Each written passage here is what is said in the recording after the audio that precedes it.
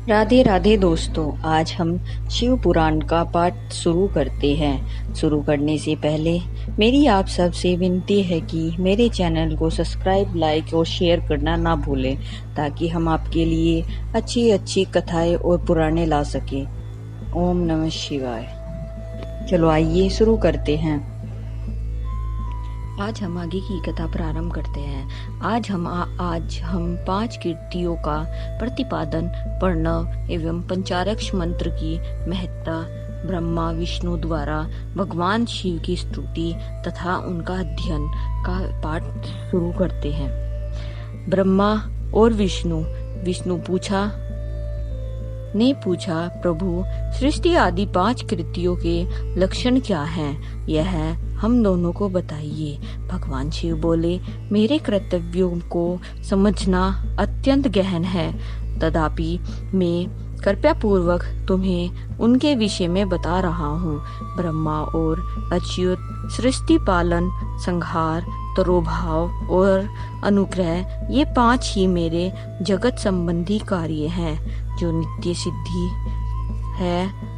संसार की रचना जो आरंभ है, उसी को सर्ग या सृष्टि का कहते हैं। मुझसे पालित होकर सृष्टि का सुस्थिर रूप से रहना ही उसकी स्थिति है, उसका निवास ही संहार है।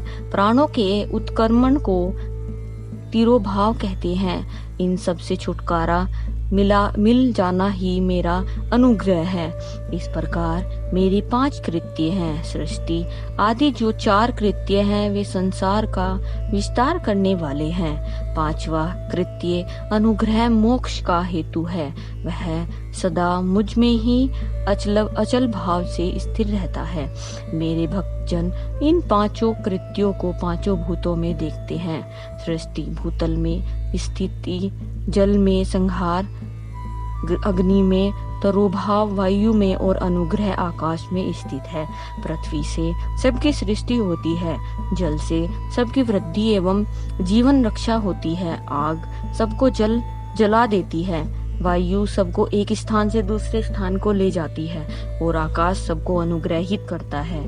विद्वान पुरुषों को यह विषय इसी रूप में जानना चाहिए।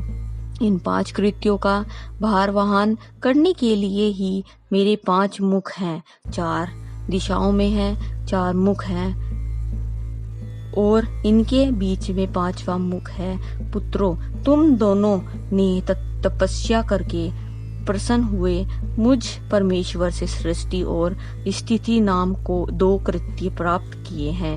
ये दोनों तुम्हें बहुत प्रिय हैं। इसी प्रकार मेरे विभूति स्वरूप रुद्र और महेश्वर में 2 अन्य उत्तम कृत्य, संहार और तरोभाव, मुझसे प्राप्त किए गए हैं, परंतु अनुग्रह नामक कृत्य तुम्हारा कोई नहीं पा सकता। रुद्र और महेश्वर अपने कर्म को भूले नहीं हैं, इसलिए मैंने उनके लिए अपनी समानता प्रदान की है। वे रूप, वेश, कृत्य, वाहन, आसन और आयुध आदि में मेरा समान ही है। मैंने पूर्व काल में अपने स्वरूप भूत मंत्र का उपदेश किया है, जो ओकार के रूप में प्रसिद्ध है। वह महामंगलकारी मंत्र है। सबसे पहले मेरे मुख से ओकार ओम प्रकट हुआ, जो मुझे मेरे स्वरूप का बोध कराने वाला है। ओकार वचन है और मैं वाच्य हूँ। यह मंत्र मेरा स्वरूप ही है। प्रतिदिन ओकार का निरंतर स्मरण करने से मेरा ही सदा स्मरण होता है। मेरे उत्तरवर्ती मुख से आकार का, पश्चिम मुख से उकार का, दक्षिण मुख से मकार का, पूर्ववर्ती मुख से बिंदुकार तथा मध्यवर्ती मुख से नादकार का प्रकट हुआ है। इस प्रकार 5 अवयवों से युक्त ओकार का विस्तार हुआ है। इन सभी अवयवों से एकीभूत होकर वह प्रणव ओम नाम एक अक्षर ही हो गया। यह नाम रूपांतर सरा, जगत तथा वेद, उत्पन्न स्त्री पुरुष वर्ग रूप दोनों कुल इस प्रकार इस प्रणव मंत्र से व्याप्त है। यह मंत्र शिव और शक्ति दोनों का बोधक है। इसी से पंचाक्षर मंत्र की उत्पत्ति हुई है। जो मेरे सकल रूप का बोधक है वह अकार आदि क्रम से है और मकार आदि क्रम से क्रमशः प्रकाशमान में आया है। ओम नमः शिवाय यह पंचाक्षर मंत्र है। इस पंचाक्षर मंत्र से मात्र का वर्णन प्रकट हुआ है जो 5 भेद वाले हैं। उसी से शिव मंत्र सहित त्रिपाद गायत्री का प्रकटन हुआ है। उस गायत्री से संपूर्ण वेद प्रकट हुए हैं और उन वेदों से करोड़ों मंत्र निकले हैं। उन मंत्रों से भिन्न भिन्न कार्यों की सिद्धि होती है, परंतु इस प्रणव एवं पंचाक्षर मंत्र से संपूर्ण मनोरथों की सिद्धि होती है। इस मंत्र समुदाय से भोग और मोक्ष दोनों सिद्धि होते हैं। मेरे सकल स्वरूप से संबंध रखने वाले सभी मंत्रराज साक्षात भोग प्रदान करने वाले हैं और शुभकारक मोक्ष पद हैं।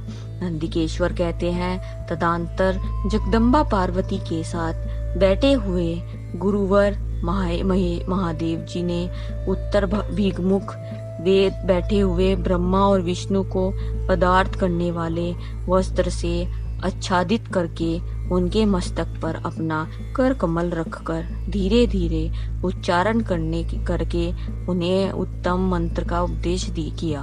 तंत्र मंत्र में बताई हुई विधि के पालन पूर्वक 3 बार मंत्र का उच्चारण करके भगवान शिव ने दोनों शिष्यों को मंत्र की दीक्षा दी। फिर उन शिष्यों ने गुरु दक्षिणा के रूप में अपने आप को ही समर्पित कर दिया और दोनों हाथ जोड़कर उनके समीप खड़े हो उन देवेश्वर जगत रूप का स्तवन किया। ब्रह्मा और विष्णु बोले, प्रभु आप निष्कल रूप हैं, आपको नमस्कार है। आप निष्कल तेज से प्रकाशित होते हैं, आपको नमस्कार है। आप सबके स्वामी हैं, आपको नमस्कार है। आप सर्वोत्तमों को नमस्कार है अथवा सकल स्वरूप आप महेश्वर को नमस्कार है।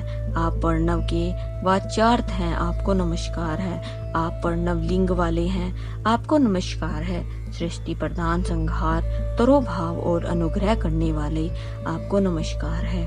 आपके 5 मुख हैं, आप परमेश्वर को नमस्कार है।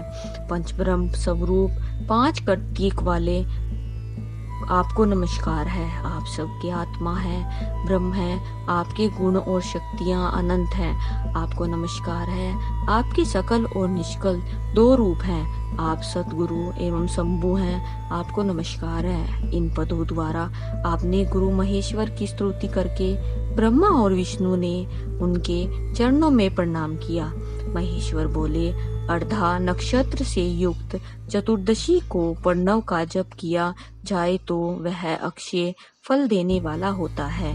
सूर्य की संक्रांति से युक्त महाअर्ध नक्षत्र में एक बार किया हुआ प्रणव जप कोटिगुण जप का फल देता है।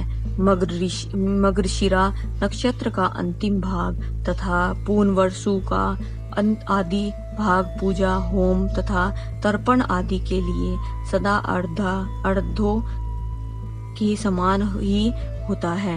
यह जानना चाहिए, मेरा या मेरे लिंग का दर्शन प्रभात काल में ही प्रातः और संगव मध्याह्न के पूर्व काल में करना चाहिए। मेरे दर्शन पूजन के लिए चतुर्दशी तिथि निषिद्ध व्यापनी अथवा प्रदोष व्यापनी लेनी चाहिए, क्योंकि परिवर्तनी तिथि से संयुक्त चतुर्दशी की ही प्रशंसा की जाती है।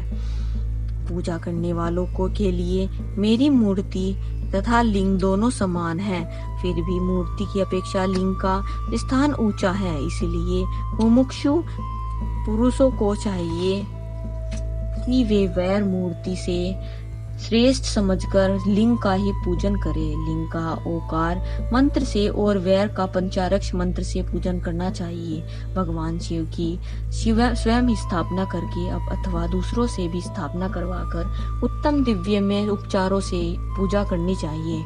इससे मेरा पद सुलभ हो जाता है। इस प्रकार उन दोनों शिष्यों को उपदेश देकर भगवान शिव वहीं अंतर्ध्यान हो गए। आज हमने आपको पंचाक्षर मंत्र की का महत्व बताया है। बाकी आगे की कथा हम शिवलिंग की स्थापना, लक्षण, पूजन विधि, ये सब हम आपको अगली कथा में बताएंगे।